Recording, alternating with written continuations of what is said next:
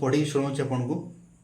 एता द्वारा राशन कार्डधारी परिवार समस्त हिताधिकारी अवगति निमंते जणाई दि जाए राशन।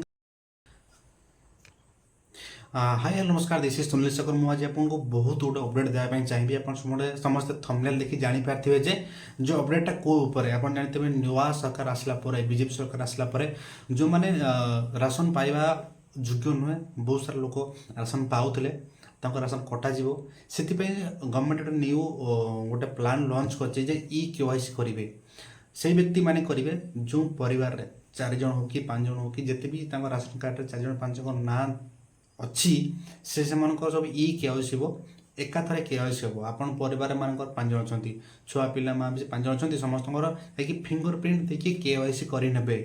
ओके, तो गोटा अपडेट आसी तो समस्त करने बाध्य जो मैंने करेंगे ना राशन कार्ड नाटा सबुदिन कटिजार चांस अच्छी पूरा कटिज पूरा आमर खाद्य सुरक्षा मंत्री स्ट्रॉन्ग डिसीजन नहीं जो मैंने भी एपर्यंत शुणी आसते कि नुआ अपडेट आसो राशन कार्ड रे अन्य किसी गहम डाली मिलवा को जाऊँगी बट से सब जिन मिलवा पूर्व KYC करने पड़ो। ओके, तो मुझे देखिए गोटे पपअप होते गोटे नोटिसटा मुझे पढ़ी शुणाऊँ आपको।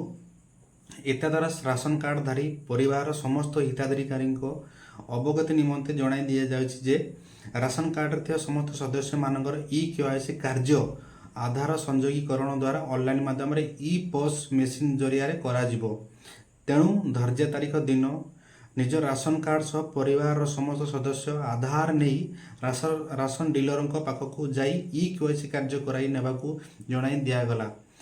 बाध्यतामूलक अटे जो सदस्य KYC कार्य न जीवे से नाम राशन कार्ड रू कटा जावा सह राशन सामग्री पाइबा को वंचित हेबे। ओके, सो पूरा स्ट्रॉन्ग डिसीजन नहीं पूरा गवर्नमेंट और यही KYC कार्य 28/8/2024 ठारू 25/9/2024 पर्यंत चालू रहिबो। ऑलमोस्ट मासे टाइम देछि, एई मासे टाइम भितरे समस्त KYC करि नेबे जो माने KYC करि न पारुचंती तो राशन कार्ड ना कटि फुल टाइम भाई। ओके, सो तो केमती लगे आपको नोटिस, तो नोटिसटा समस्त सेयार करूँ आ जो मैंने हल्कार नौते सीरीयस जातु आप भाई बंधु कुटुंब समस्त गोटे वीडियो सेयार कर दिंतु।